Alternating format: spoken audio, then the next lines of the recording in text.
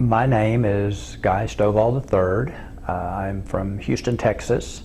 I'm a new beginner private pilot. I've only got about 100 hours. Learned to fly in a 172 and have recently been pursuing my tail wheel in a P-18 and a Citabria. One of the things that has brought me to APS was a genuine sense that even after the training, approximately 80 hours that it took me to get my private, the hours that I accumulated, I just felt like something was missing. And that's no reflection on the flight school, because I was very happy with them.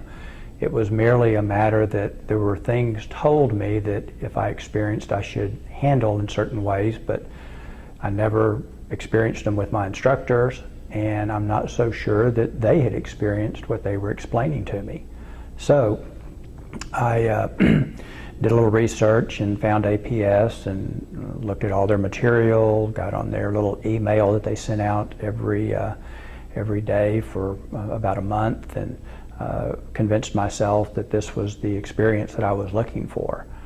So we have just completed the process, and I've done 5 flights.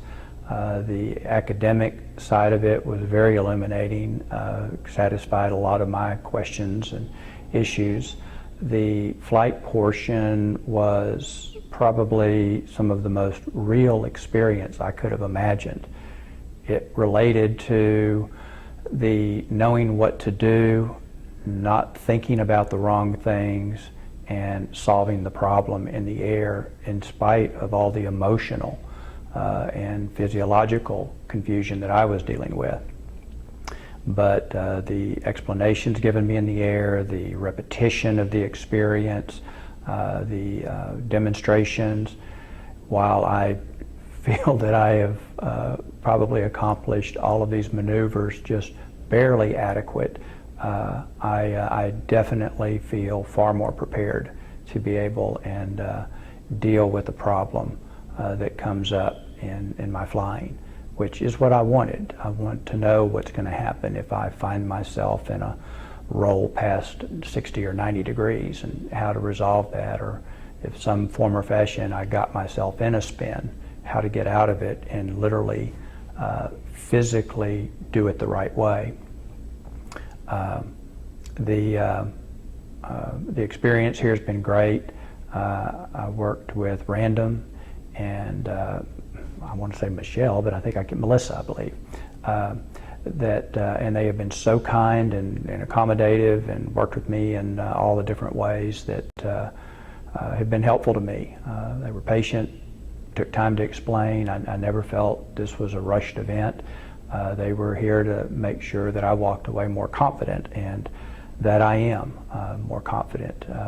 Wish I was better at what they wanted me to do and were teaching me to do, but I think time will allow that to happen.